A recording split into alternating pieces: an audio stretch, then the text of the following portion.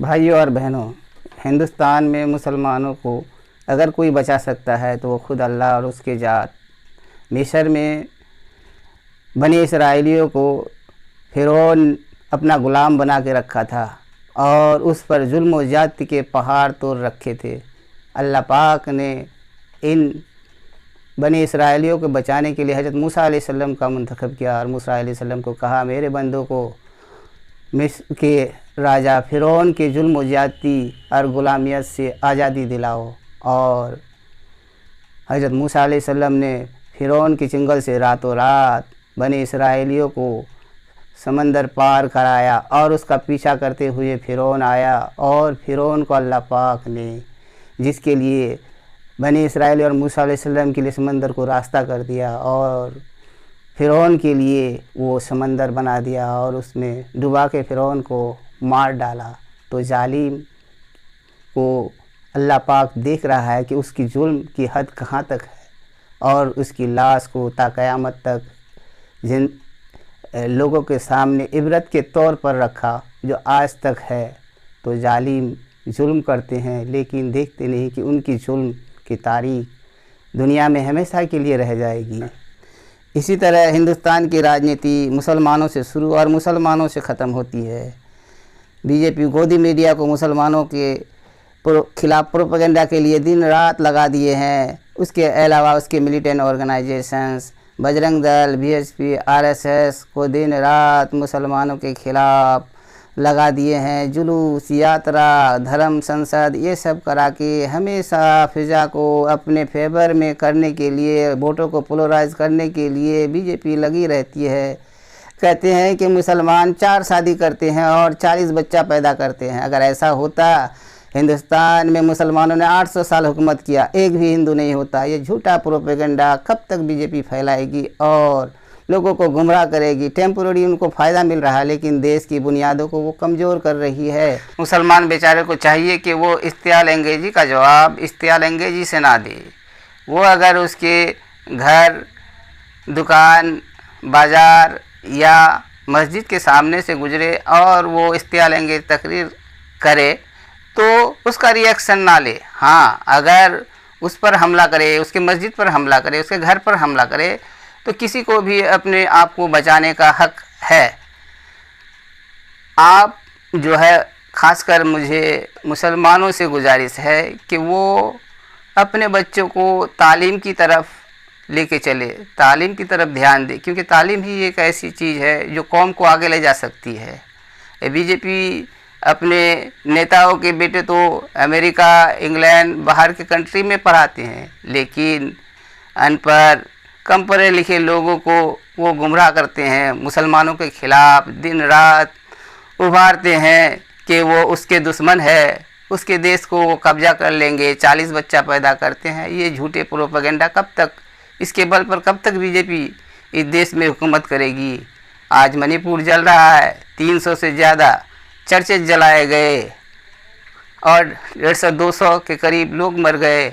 आज ट्रेन में, चलती ट्रेन में मुसलमानों की दाढ़ी टोपी देख के खुद रेलवे कर्मचारी कांस्टेबल मार देते हैं और मोदी और योगी के नाम लेते हैं कि मोदी और योगी को वोट दो। आज मेवात एक मुस्लिम बहुल क्षेत्र है जहां पर 80% मुस्लिम रहते हैं। इस इलाके में मोनू मानेश्वर जो अपने आप को गौरक्षक कहलाता है, अपने आतंक का जाल फैला के रखा है। वो मुसलमान जो ज़्यादातर गाय पालते हैं और दूध के काम करते हैं, ये गाय खरीदने जाने से उसके गाय छीन लेते हैं, बेचने जाने से उनके गाय छीन लेते हैं, उन्हें मार डालते हैं।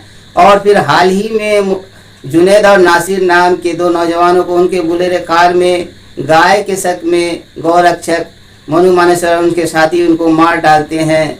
और इस इलाके में मुसलमान इससे खौफज़दा हैं और इस पर मोनू मानेश्वर इन इलाके में जुलूस लाने की बात करते हैं और लाते भी हैं, जिसमें बजरंग दल, विश्व हिंदू परिषद सब लेके हज़ारों की तादाद में तलवार, भाला, लाठी और बंदूकें लेके आते हैं और इश्तिहार अंगेज़ी करते हैं। इस पर रद्द अमल के तौर पर दोनों में पथराव हो जाते हैं और बहुत सारे गाड़ी वगैरह को जला देते हैं। और इसके रद्द अमल के तौर पर गुरुग्राम में मस्जिदों में हमला करते हैं, इमाम को मार डालते हैं, मुसलमानों की प्रॉपर्टीज को जला देते हैं, मुसलमानों को भागने की नारे लगाते हैं, मुल्ले काटे जाएंगे, राम राम चिल्लाएंगे, तरह तरह के भाषण लगाए जाते हैं। इस तरह की जो है इश्तियाल अंगेजी से बीजेपी को फायदा होती है। बीजेपी सरकार हरियाणा की अगर चाहती तो इस तरह की कोई घटना नहीं होती, इस तरह की लाकानूनियत नहीं फैलते, क्योंकि वो चाहते थे कि इस तरह की घटना हो और मुसलमानों को बदनाम करे और फिर बीजेपी को फायदा मिले और वोट में पोलराइजेशन के जरिए उसको फिर 2024 के फसल काटे। तो इस तरह की बातें जो है सिर्फ बीजेपी को सूट करती है। मुसलमानों को फिर भी तहम्मुल सब्र से काम लेना चाहिए, क्योंकि सब्र ही कामयाबी की मंजिल है। आज उनकी ताकत है, उसको तस्लीम कर ले, लेकिन जब इश्तियाल अंगेजी वो लोग मुसलमानों के खिलाफ करे उसका जवाब ना दे, खामोशी से बर्दाश्त कर ले। लेकिन अगर उसके घर मस्जिद मदरसे पर हमला कर ले तो उसका जवाब देने का मुसलमानों को हक है। और मुसलमान खासकर जो कमज़ोर है, जो पढ़े लिखे हैं, सबको चाहिए कि अपने बच्चों को तालीम की तरफ ले जाए। मॉडर्न तालीम ही एक ऐसा हथियार है जिसका जवाब हम बीजेपी को दे सकते हैं। और सब्र से काम लेने से कि डर जाए ये कोई बहादुरी नहीं है, डरने का मकाम नहीं है। मुसलमान एक ऐसी कौम है जिसकी तारीख रोशन तारीख रही है, जिसने सारी दुनिया में हुकूमत की है। आज भी सारी दुनिया में मुसलमानों की हुकूमत है। मुसलमानों ने 3 बर्रे आजम में हुकूमत की है, एशिया, अफ्रीका, यूरोप। तो इससे घबराने की क्या ज़रूरत है। जब मक्का से मोहम्मद सल्लल्लाहु अलैहि वसल्लम और उनके साथियों को निकाले गए और मदीना में वो लोग शरण ली, तो मदीना से सारी दुनिया में मुसलमान फैल गए। तो आज हमें निकालने की बात कर रहे हैं, हमें कमज़ोर करने की बात कर रहे हैं, हम पर साजिश किए जा रहे हैं। तो हमको सब्र की ज़रूरत है, सब्र से काम ले, एक दिन कामयाब होंगे। क्योंकि सारे इंडियन जो है वो कम्युनल नहीं है, वो मुस्लिम दुश्मन नहीं है। आज देखिए बंगाल में ममता बनर्जी की सरकार है, बिहार में है सेकुलर सरकार, झारखंड में है, उड़ीसा में है, आंध्र प्रदेश में है, तेलंगाना में है, वो कर्नाटका में है, तमिलनाडु, केरला, राजस्थान, इन इलाकों में अपोजिशन सेकुलर पार्टी की हुकूमतें हैं। बीजेपी महज चंद स्टेटों में है, जिसके जुल्म के आतंक जो है वो खासकर योगी के स्टेट यूपी में है, जहां एक ऑफिसर को इस बुनियाद पर ये ट्रांसफ़र करा देते हैं कि उसने बलवा को, दंगा को रोका। और ये हुकूमत बीजेपी की चाहती है कि दंगा हो, फसाद हो, राइट हो, इसके जरिए से उसको फ़ायदा मिलता है और वो यही चाहते हैं। तो मुसलमानों को दंगाई नहीं बनना, पत्थरबाज नहीं बनना, इसका जवाब नहीं देना, बस सब्र कर लेना चाहिए, सब्र से काम लेना चाहिए और आगे बढ़ना चाहिए। क्योंकि मुसलमान एक डरपोक कौम नहीं है, एक ऐसी कौम है जो सारी दुनिया में हुकूमत की है। चंगेज़ खां जो चाइना से लेकर बगदाद तक हुकूमत किया, आखिर में उनके बेटे पोते इस्लाम कबूल किए। सारी दुनिया में मुसलमानों का बोलबाला है। एक हिंदुस्तान एक ऐसी जगह है जहाँ सब मजहब के लोग रहते हैं।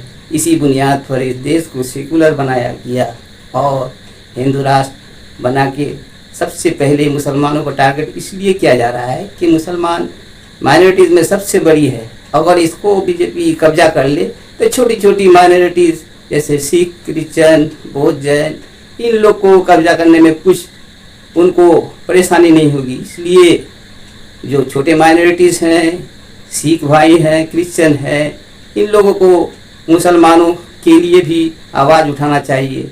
आज जो मुसलमानों को दबाया जा रहा है, मुसलमानों को हर चीज़ का जिम्मेदार करार दे रहा है, यहाँ तक कि कोरोना वायरस हुआ तो उसका भी पहले जिम्मेदार मुसलमान, महंगाई के जिम्मेदार मुसलमान, हर चीज़ के जिम्मेदार मुसलमान। तो मुसलमान सब्र करे, अल्लाह सब्र करने वालों के साथ है। मैं तो यही कहूँगा कि आप आग का जवाब आग से ना दे, गोली का जवाब गोली से ना दे, सब्र से काम ले। इन्ना लिल्लाहि मा अल साबिरीन।